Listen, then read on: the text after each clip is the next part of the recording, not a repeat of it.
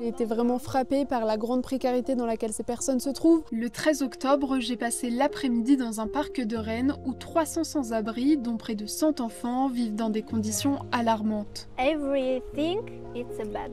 Sur le campement, j'ai rencontré plusieurs enfants qui subissent de plein fouet le manque d'hygiène. C'est difficile, très difficile. J'ai pas de douche pour aller à collège et tout. Ici, les conditions sanitaires sont déplorables et rendent malades les enfants.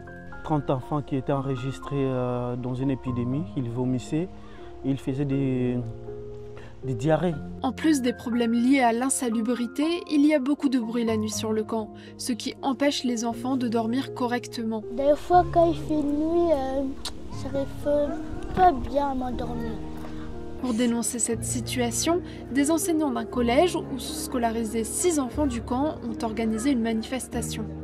Aucun des élèves est venu dire en fait qu'il était à la rue, c'est-à-dire quelque chose qui est caché quand même. 10 jours après m'être rendu sur le camp, il a été évacué. Ce matin, l'expulsion elle a commencé dès 7 h.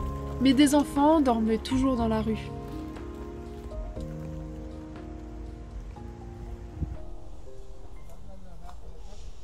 Bonjour, c'est Amélie pour Ouest France. Aujourd'hui, je me trouve dans le parc de Maurepas, au nord de Rennes. Ici, 300 personnes, dont près d'une centaine d'enfants, vivent depuis 6 mois sous des tentes. Aujourd'hui, on va leur donner la parole. Je me trouve avec Suzanne, qui est coordinatrice pour l'association Utopia 56. Le campement du parc de Maurepas, c'est un campement qui a été installé ici le 17 mars de cette année, en 2025, et qui compte aujourd'hui plus de 300 personnes, parmi lesquelles une centaine d'enfants, dont 15 ont moins de 3 ans. Aujourd'hui, avec toutes les associations qui interviennent sur place, on est très inquiets pour les personnes qui vivent ici. Sur le campement, aujourd'hui, il y a des familles, il y a des femmes seules, des hommes seuls, des couples, que des personnes qui ont des profils très variés en termes d'origine. Il y a des personnes françaises, des personnes européennes, des personnes qui viennent plutôt d'Afrique et d'autres d'Europe de l'Est. Ça peut être des personnes qui sont en situation régulière. Pour une majorité d'entre elles, ce sont des personnes qui sont en situation régulière. Ça veut dire qu'elles ont le droit d'être sur le sol français, elles ont un titre de séjour, le statut de réfugié, où elles sont en train de faire leur demande d'asile. C'est que des personnes qui ont le droit à un logement ou à un hébergement. Sur le campement, 28 familles habitent. Une mère qui vit ici avec ses enfants a accepté de témoigner. C'est beaucoup difficile pour les enfants. Et moi, c'est 3 mois et 2 semaines en attente, beaucoup froid pour les enfants, stress compliqué, situation beaucoup compliquée. Trésor habite sur le campement depuis avril 2025. Il représente les sans-abri du parc et va nous montrer dans quelles conditions vivent les enfants sur le campement. J'ai la responsabilité de mettre du calme et de l'ordre, mais sauf que la situation est dramatique, franchement. Parce que là, on n'a pas d'espace sanitaire. Déjà, nous, on ne comprend pas pourquoi ce traitement. Ce n'est pas vraiment un traitement que des humains peuvent recevoir, surtout ici en France. Moi, c'est ma toute première fois dans ma vie que je vis dans cette situation. Si ce n'était pas la situation politique qui m'a poussé de quitter le pays, je n'imaginais même pas un jour de se retrouver ici en France. On voit des enfants, des bébés, vivre sous des tentes, c'est déjà compliqué. Avec le froid, l'hiver dans quelques jours, c'est tellement compliqué. Et quand on dort dans les tentes, il y a des gouttes d'eau qui coulent par rapport au froid. Parce que là, c'est vraiment compliqué. Et les enfants partent à l'école. Voyez-vous, se réveiller le matin avec le froid, comment elle va prendre la douche. Donc c'est compliqué parce que là, on a juste un camion de douche qui vient, mais 2 fois par semaine. C'est le mercredi et le dimanche. Est-ce qu'un homme peut se laver juste pour 2 jours, 2 fois par semaine? C'est compliqué tout ça. Et pour les espaces sanitaires, c'est tellement compliqué. Des toilettes, ça bouge à tout moment. Et parmi vous, sur le campement, il y en a qui ont des petits boulots et qui n'arrivent pas à avoir de logement, c'est ça aussi? Oui, ici il y a aussi des personnes qui ont des papiers, qui ont des papiers. Il y a aussi des... Bon, sauf qu'il y a aussi des gens qui... Ça va? Il y a aussi des gens qui cherchent des apparts, mais sauf qu'ils n'ont pas encore trouvé. Donc il y a 1000 petits problèmes ici, vraiment, donc c'est compliqué. C'est compliqué. Chacun a ses problèmes, mais sauf qu'on est affronté, on est confronté avec des angoisses, des stress. Et c'est compliqué. Regarde là, c'est là où on prend l'eau, c'est ici qu'on fait la vaisselle. Et c'est vraiment, c'est sale quoi. C'est vraiment sale. C'est pour cela à chaque fois il y a des épidémies.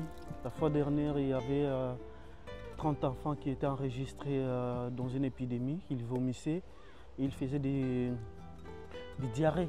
Et cette eau-là, du coup, c'est l'eau que vous utilisez pour faire à manger Regarde et même pour la boire. Ouais, c'est ça. Ok, d'accord. Ouais, c'est ça. On n'a pas de l'eau chaude Et quoi. est-ce que les petits, des fois, se lavent ici aussi? Oui. Ouais. Ouais. Et des fois, il faut qu'on bouille l'eau dans les cuisinières, dans les cuisines. Après, on se lave quoi. Surtout pour les enfants. Ici, juste derrière moi, des enfants font cours le soir en rentrant de l'école sur des tables qui ont été fabriquées par des personnes du campement. Parce que les enfants, ils n'ont pas un droit pour faire les devoirs. Et c'est pour cela qu'on a fait cette table. Et quand il fait un peu nuit, on met une lampe torche pour éclairer, pour les enfants puissent faire leurs devoirs. Parce que dans des tentes, c'est tellement compliqué, parce que des tentes, elle est tellement petite et c'est difficile pour les enfants de faire des devoirs, quoi. Il y a combien d'enfants qui viennent faire leurs devoirs ici? Là, chaque jour, c'est dans des vingtaines. C'est dans des vingtaines, ouais. C'est dans des vingtaines. Et parmi les personnes qui sont sur ce camp, il y en a qui bénévolement les aident à faire leurs devoirs? Bon, depuis qu'on est là, non. Non, il n'y a pas. Ouais. Ils se débrouillent entre eux, donc voilà. C'est compliqué, c'est pour cela que nous décrions cette situation. C'est vraiment une situation vraiment compliquée pour digérer ça. Donc, voir des enfants faire des devoirs dans de telles conditions, surtout quand il pleut, même quand il fait froid, c'est compliqué. C'est compliqué vraiment, donc c'est compliqué. Des fois, on manque même de mots pour exprimer. C'est compliqué vraiment. Je suis désolé, c'est compliqué. Ouais. Ces conditions de vie pèsent sur la scolarité des enfants. C'est difficile, très difficile. J'ai pas de douche pour aller à collège et tout. Et à l'école, comment ça se passe? Très bien, mais j'ai des amis qui m'embêtent quand j'ai pas de maison et tout. Hop là. Pour s'évader un peu de leur quotidien, les enfants du campement se retrouvent au skatepark à seulement quelques mètres de leur tente. Mais de l'autre côté, leurs parents restent désemparés, comme cette jeune maman. Mais ici, 3 mois, stress, ici beaucoup.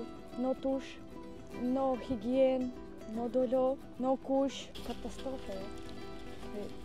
Dans ces tentes, une cinquantaine de mineurs non accompagnés vivent aussi. L'un d'eux témoigne de la dure réalité dans le parc. Je suis là depuis avril. Ici au campement, les choses ça se passe très mal. La nuit, t'arrives quand même des fois à bien dormir ou pas du tout? Non, normalement nous on dort pas et on tombe souvent malade parce qu'il fait froid et des bruits, il y a des coups de feu et donc on n'est pas en sécurité ici. Nous ne sommes pas en sécurité. Tu n'as pas pu être scolarisé dans un lycée? Non, parce qu'on dit que quand on ne m'a pas reconnu comme mineur, donc il n'y a rien pour moi. Il n'y a rien pour moi. Et c'est pour cela que nous, on a fondé un collectif de mineurs pour qu'on réclame aussi nos droits. Parce que, imaginez si c'était vos enfants passant sur ça, dormir sous la tente, il n'y a pas de l'école, il n'y a pas de distraction, il n'y a rien. Ce n'était pas notre projet de venir ici en France, mais nos conditions là-bas au pays qui nous ont obligés de quitter jusqu'ici. Donc prenez-nous comme vos enfants aussi.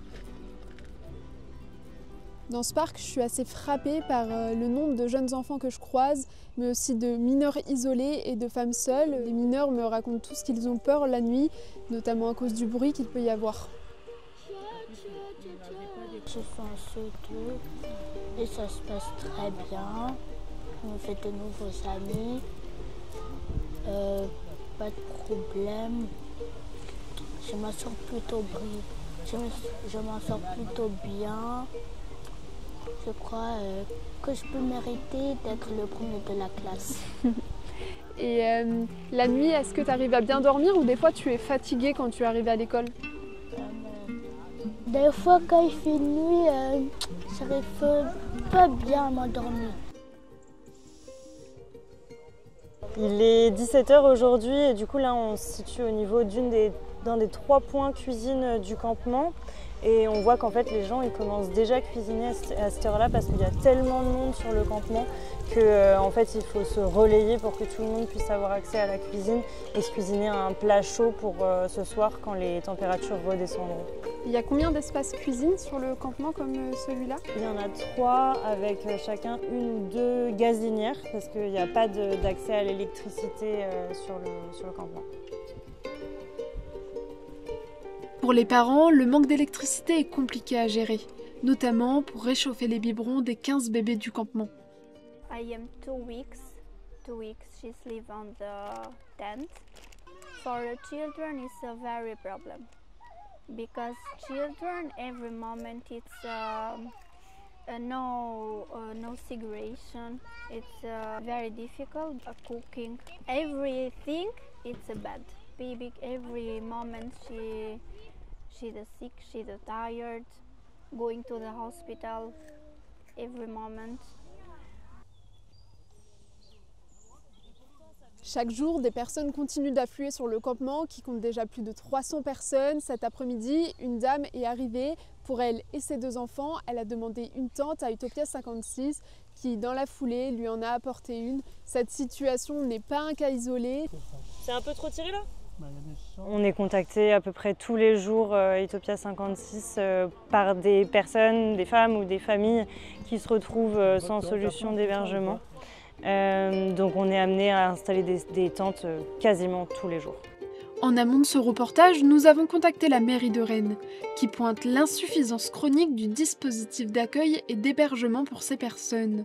De son côté, la préfecture, contactée également, ne nous a pas répondu. En interassociatif, on a lancé une pétition pour que les citoyens, les citoyennes et les habitants de Rennes puissent demander à leurs institutions des solutions d'hébergement pour toutes les personnes, tous les habitants du parc, à minima pour cet hiver. Vous pouvez la retrouver sur le site internet d'Utopia 56. J'ai donc passé la moitié de l'après-midi au parc de Maurepas à Rennes et ces personnes, elles m'ont toutes frappée par leur grande précarité, que ce soit des très jeunes enfants ou des personnes plus âgées. La moitié d'elles sont en situation régulière et elles n'aspirent toutes qu'à une chose, avoir une place d'hébergement. Pour dénoncer cette situation, des enseignants d'un collège où se scolarisaient 6 enfants du camp ont organisé une manifestation.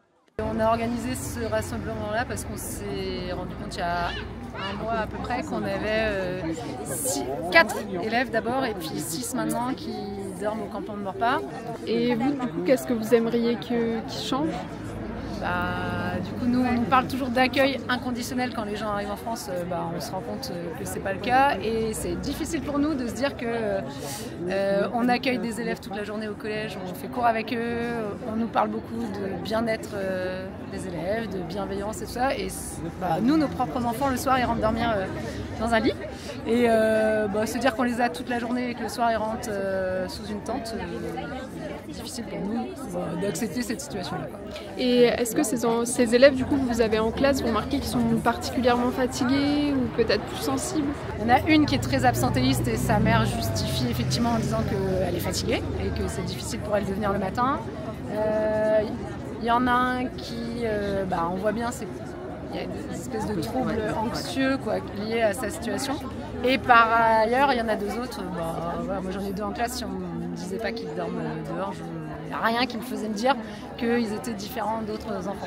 Aucun des élèves est venu dire en fait qu'il était à la rue. C'est-à-dire que c'est pas une démarche où ils vont dire nous on est dans une situation difficile, jamais ça a été dit, nous on est à la rue quoi. Donc c'est quelque chose qui est caché quand même.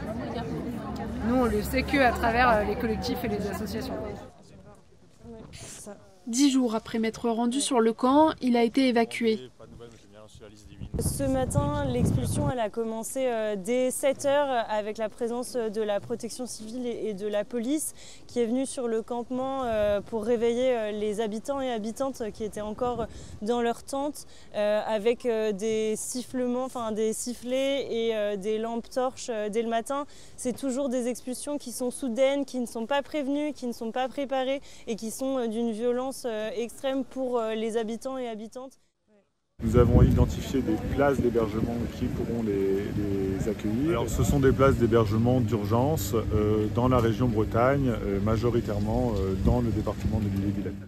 Concernée par le dispositif, j'ai retrouvé Trésor, inquiet pour les enfants. On nous a dispersés, donc on ne sait pas les enfants qui ont commencé déjà l'école et comment ils vont faire. Donc là, c'est une vraie problématique. En plus, les enfants, ils sont déjà habitués dans leur école, leur établissement. Et là, c'est compliqué, quoi. Et toi, est-ce que tu sais où tu vas? Ouais, Quimperlé. Même si Trésor garde le sourire, la situation reste préoccupante. D'après Utopia 56, et contrairement à ce qui a été avancé par la préfecture, les habitants et enfants du camp ont été dispersés dans toute la Bretagne. Et hormis 4 familles prises en charge par la mairie de Rennes, sur les 260 personnes qui étaient encore présentes sur le campement, une trentaine, dont 6 enfants, se sont retrouvés à la rue le soir même. Et pour ceux ayant obtenu une solution d'hébergement, la durée n'est que de 3 jours à 1 semaine selon les villes bretonnes. Passé ce délai, ces femmes, ces hommes et surtout ces enfants se retrouveront une fois encore confrontés à la rue.